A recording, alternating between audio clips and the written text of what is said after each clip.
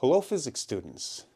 At the start of this topic, I reminded you that there are 4 forces in nature, only 4. And one of them, we already studied, the force of gravity. We learned how to calculate the magnitude of the force of gravity between any two masses, Fg equals g m1 m2 divided by r squared. And we learned some concepts about the force of gravity in the gravitation topic. In this topic, we learned about the electrostatic force. And we did so, we started by comparing it to the force of gravity. First of all, that the force of gravity always attracts, whereas charge force, the electrostatic force, sometimes attracts if you have plus minus, but it can also repel. When you've got plus plus, minus minus, those will repel. Gravity never repels. And then we also learned how to calculate that electrostatic force, a different formula, but it looked very much the same as the gravity formula. Fe equals K Q1 times Q2 over R squared. So those are the two formulas and the concepts. But today what I want to do is talk about another important difference between gravity and the electrostatic force. And that's in the strength, the force, the amount of newtons that are generated by the two forces. So that's the topic for today. How strong is this electrostatic force we're studying? For a quick comparison, imagine that I have two cases. In case 1, I've got positive 1 coulomb and negative 1 coulomb here, which creates an attraction, right? Because opposites attract. So this is, and it doesn't matter if these forces are, or the charges are unequal, the forces are the same. And over here, I've got 1 kilogram and 1 kilogram, and there's a force of attraction here, and it doesn't matter if these masses are the same or one is larger because of Newton's third law, these forces are always the same. What are the links to those arrows? I can start with the two formulas. Again, notice the similarities. We've got a constant times the quantity mass over distance apart squared, constant charge over distance squared. We plug in the numbers, and I left the units off because I'm just looking at magnitudes here. So 1 coulomb, 1 meter apart gives me 9 times 10 to the 9th newtons. 9 billion newtons. That's obviously a lot of newtons. Whereas when I take a kilogram of mass separated by another kilogram 1 meter apart, plug in into the formula, 6.7 times 10 to the minus 11th newtons. Less than 1 billionth. So tiny that I could easily do that by blowing on something, and I'd make more newtons than that. In fact, 1 kilogram and 1 kilogram are attracted so weakly I can't even feel them. No matter how hard I try, I cannot feel that attraction. So this is much, much larger. But just how big? You can't really picture that. If I said picture 9 billion newtons, you'd be like, oh, I don't know what that means. To give you something to compare, big objects. Everyone knows the ship, the Titanic, right? Giant ship. It was like, you know, they made movies about it. It's like you could get lost on this ship. Enormous. The weight, the force of gravity, if you were to get under the Titanic and lift it up, the amount of newtons you would need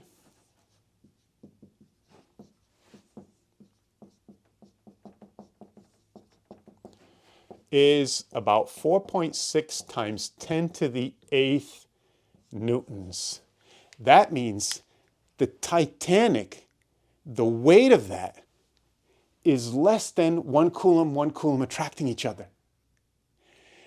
It is, in fact, almost 20 Titanics. Now that you can picture, imagine 1 Titanic, 2, 3, 4, all stacked up on 20 of them, stacked up in a giant pile, and a machine lifts it up. It's about that many newtons of 1 coulomb attracted. In other words, if I put a positive coulomb here, a negative coulomb, they attract. I could hang 20 Titanics off this bottom charge and it would hold them up. Amazing, right? So it's a huge force. Now, before I move on, let me give you a moment to copy these down. So go ahead and jot these down, these notes. Okay, but What does that really mean, 1 coulomb and 1 coulomb? Can't picture that.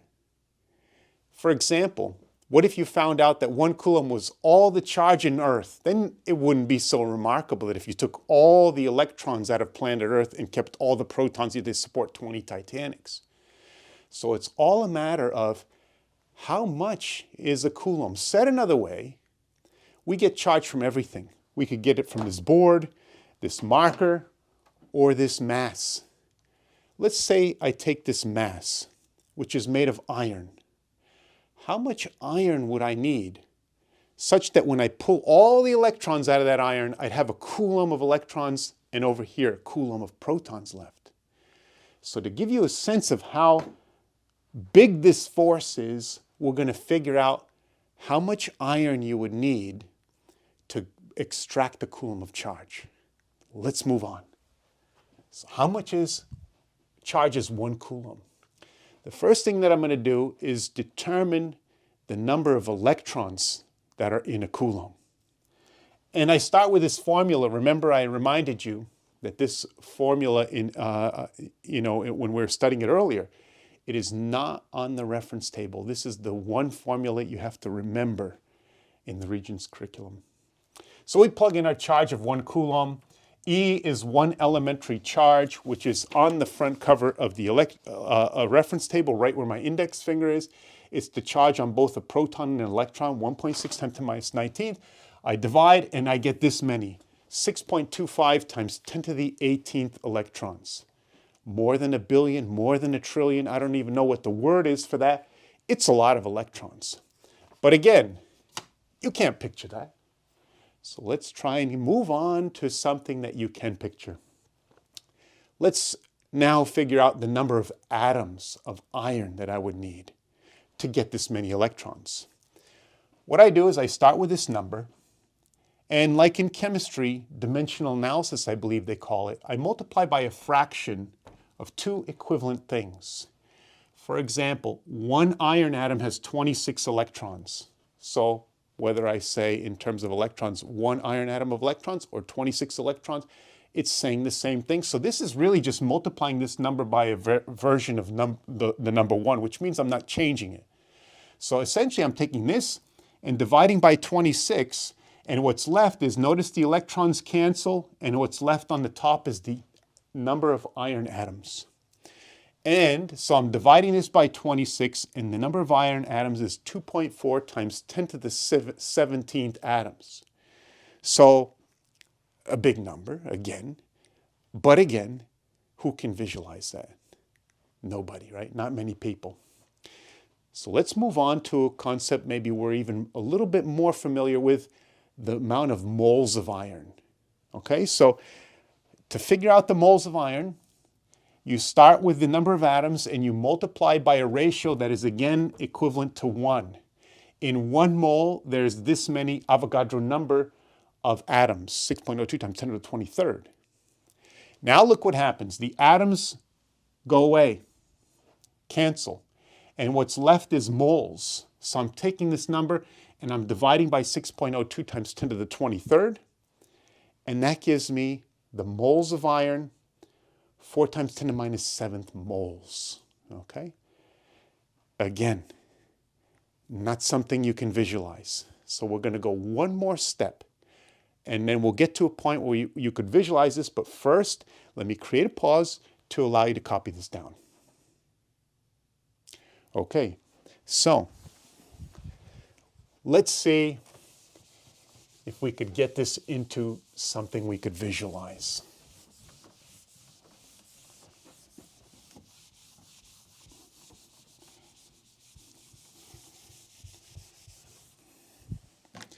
One final step, mass of iron.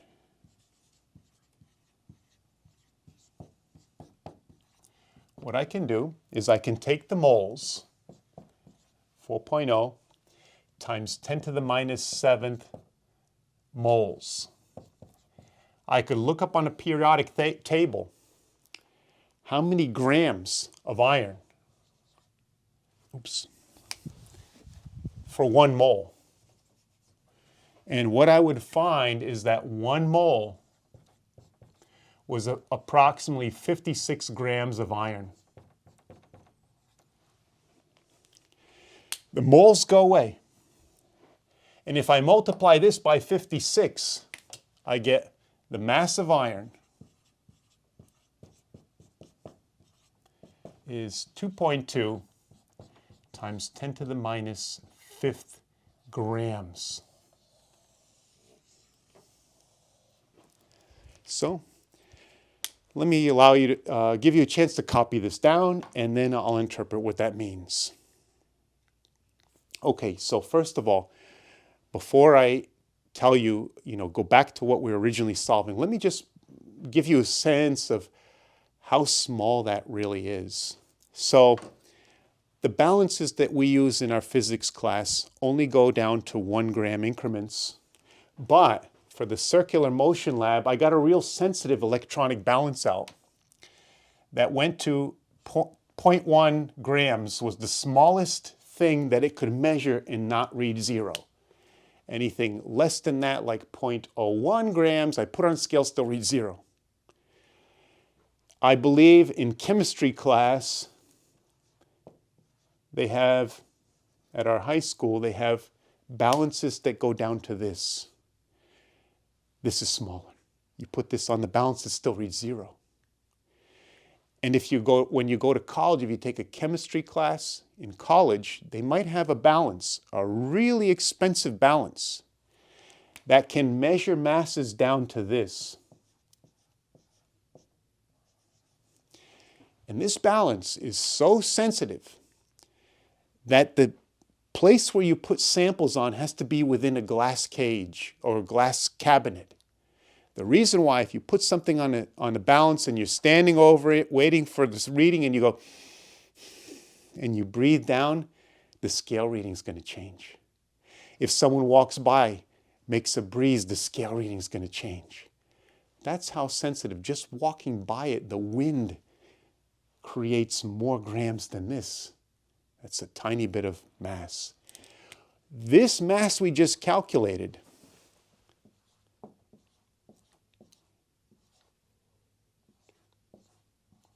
is this many grams. So that scale that needs to be in a glass cabinet so that breezes don't mess up the reading. If I take this much iron and put it on it, it still reads 0. It's too small for even that scale to register. So, tiny amount of iron. So back to our original question. This much iron. If I take this and bang it with another piece of metal, like this, I skimmed it. Do you see the little piece of dust fall off? No, you didn't see it. So I come down here on the floor, I grab that piece of dust, and I'm looking, I can't even see it. Maybe with a microscope I see it. A little flake of dust. I take all the electrons out of that little piece of dust, and I put them over here, or up here. And now all that's left are protons, so I put them down here a meter apart. I can't even see how little bit of charge that is. Off this bottom charge, I can hang 20 Titanics, and that tiny bit of charge will hold up all 20 Titanics. Right? This force between charges is enormous, so big you can't even fathom it. Okay? If I had 2 pieces of iron like this, or let's say take this, so basically all the electrons in this, right? Right now they're repelling all the electrons in my body with so much tremendous violence force, right? Little tiny pieces of dust and it's going to hold up 20 Titanics. Now imagine this giant thing and my body even bigger.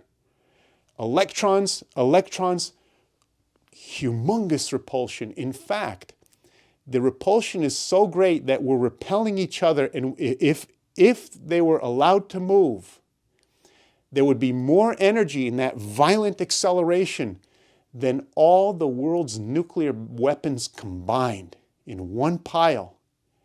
And my body and this would fly away with more violence. we would fly away with enough energy to destroy the whole Earth. That's how much repulsion there is between these electrons and my electrons.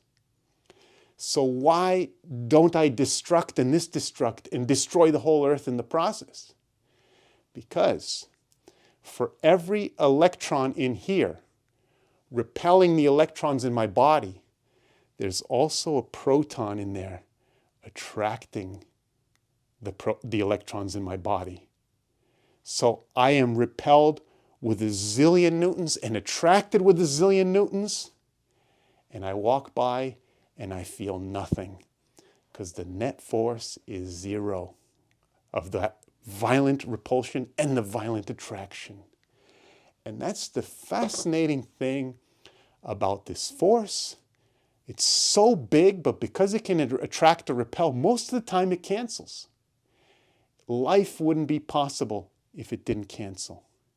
In fact, what atoms are the result of that violent attraction between protons and electrons, and then they start orbiting each other. And they form a stable orbit, canceling all the forces on the outside. And that's what matter is. It's an incredibly intimate dance between these opposite charges, forming stable particles that ultimately create net forces of zero. So fascinating. This force is so fascinating. It's one of the four forces of nature. It causes all the sensations, all five senses in your body, and it's enormously violent. It would destroy things, but that it attracts and repels together. Okay? So, before I go, I just want to point out that certainly calculating the two forces, like I erased here, you would be responsible for that on the Regents, but only up to here on the Regents, calculating number of electrons in a Coulomb or any charge. That's in the curriculum. The rest of this stuff is chemistry. I put it in the video only because it's so fascinating, at least for me. So I hope you found it fascinating. I hope you enjoyed the physics. I hope you enjoyed the ideas and the remarkable thing about this force and the violence of the forces. I'll see you in the next physics video.